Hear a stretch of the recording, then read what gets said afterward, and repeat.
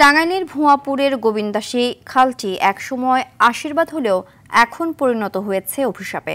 পালতোলা নৌকা চলাচলের খালটি দখল আর দূষণে পরিণত হয়েছে মরা খালে। বন্যার সময় উপচে পড়া পচা পানি প্রবেশ করে লোকালয়ে পানি জমে জন্ম নিচ্ছে এডিস মশার লার্ভা। বারবার খাল খননের দাবি উঠলেও কোনো ব্যবস্থা নেয়নি কর্তৃপক্ষ। টাঙ্গাইল প্রতিনিধি কামাল হোসেনের রিপোর্ট, বিস্তারিত জানাচ্ছেন লামিয়া তানজিন মাহমুদ।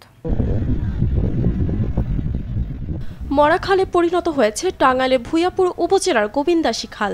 খানুরবাড়ি যমুনা নদীর পূর্ব পাড় থেকে আমলা পর্যন্ত বিস্তৃত এ খাল দিয়ে একসময় চলত বড় বড় পালতোলা নৌকা।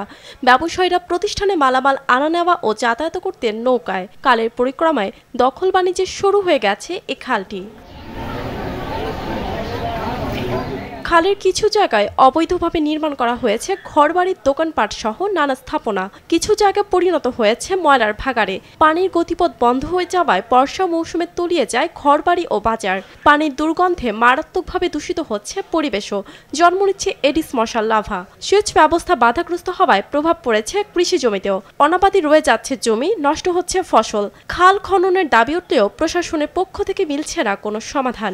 এই খালটা আমরা বাপদাদার আমলে দেখছি যে এই খাল দেয়া নৌকা চলাচল করছে। এখন দুই দিক থেকে চাপা দেয়, খালটা বন্ধে হেলাই দিচ্ছে। আমগো চলাফেরা করা খুব অসুবিধা গেছে। আগে খাল ছিল 50 থেকে 60 ফুট, এখন খালটা আছে 10 ফিটে হবে না। সাধারণ পথচারী যখন যাওয়া আসা করি তখন আমাদের মুখে হয়তো রুমাল অথবা মাস্ক পরে আমাদের পরিধান করতে হয়। এত দুর্গন্ধ এখানে। সরকারের কাছে এই খাল খননের জন্য আবেদন করছি।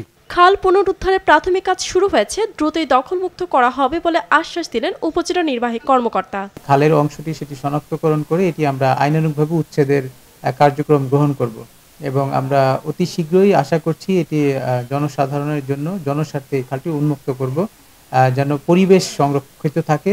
অবৈধ দখলদারিত্ব নিয়ে কাজ করবে প্রশাসন, এমনটাই প্রত্যাশা সংশ্লিষ্টদের। লামিয়া তানজিন মাহমুদ, RTV।